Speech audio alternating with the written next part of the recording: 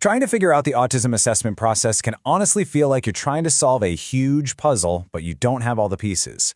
So if you're feeling lost, maybe a little overwhelmed, or you're just not sure where to even begin, you've absolutely come to the right place. In this explainer, we're going to put that puzzle together piece by piece. So, here's our roadmap for today. We're going to start by getting on the same page about what autism is. Then, we'll dive into why getting an assessment can be such a challenge. After that, we'll walk through what a real gold standard process looks like. And finally, we'll talk about the destination, the final report, and what comes next. All right, so where do we begin? Well, before we can even get into the how of an assessment, we really need to understand the what. And this is about so much more than just a label or a diagnosis. It's about understanding a completely different way of seeing the world. So at its heart, autism involves some key differences in how someone processes the world, especially around social communication, and you might see some very specific, focused, or repetitive behaviors. But here's the thing I really want you to take away. This is not just a list of problems. Those very same neurological differences can lead to some incredible strengths, like an amazing eye for detail, deep creativity, or the ability to become a true expert on something they love. Okay, let's get real for a second.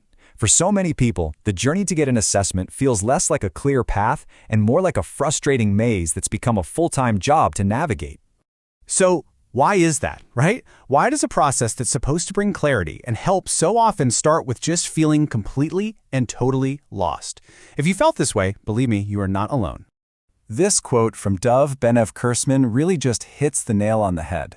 It's a bit of a jungle. That captures it perfectly. You know you need to go somewhere, you need to do something, but the first question is, where do I even look? There's no clear starting point. So what does this jungle actually look like in the real world? Well, it looks like waiting lists that can stretch on for months, sometimes even years. It's that confusion of trying to figure out who is actually qualified to help. And here's a big one. Even when you find people, the services often don't talk to each other. They're stuck in their own separate silos, and you're the one left trying to connect all the dots. But what if there was a map, a reliable, evidence-based guide to get you through this maze?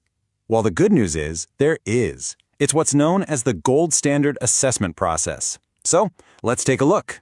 Now, gold standard isn't just some fancy marketing term. It means the process follows really strict national guidelines, like the ones from the National Institute for Health and Care Excellence, or NICE. This basically guarantees that the assessment is going to be thorough, it's going to be fair, and it's backed by actual science.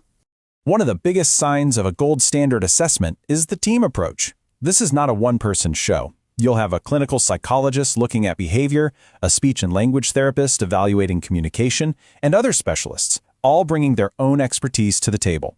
Honestly, if you take one thing away from this today, it's this. Finding a multidisciplinary team is probably the most important sign of a high-quality assessment. It's absolutely crucial for getting a complete 360-degree picture. So this whole journey follows a pretty clear 4-step path. It all starts with screening, which is kind of like gathering the initial clues with questionnaires for parents and teachers. Next up is the main event, the assessment itself, with in-person meetings. Then comes the formulation stage, where the whole team gets together to piece all those clues together. And finally, you have the feedback session, which is where they sit down with you and reveal the complete picture. Let's zoom in a little on that main assessment appointment. This is way more than just a chat. The clinicians use standardized, proven tools. You might hear names like ADOS 2 or DISCO, which often involve a series of activities to observe social interaction. They'll also do a really deep dive into developmental history, all the way from birth to today. It's an in-depth process, so don't be surprised if it takes several hours, sometimes even across a couple of different meetings. So, after all that information is gathered, after the team has met and put all the pieces together, what's the final result?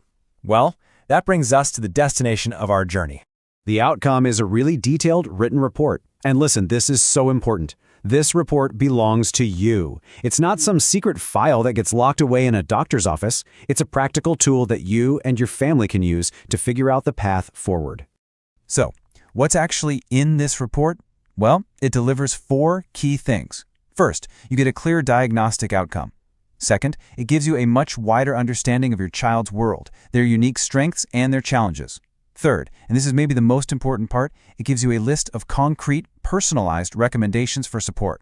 And finally, it's not set in stone. you have the chance to request changes to make sure it's 100% accurate. So we've seen that a clear, reliable map for this whole assessment journey actually exists.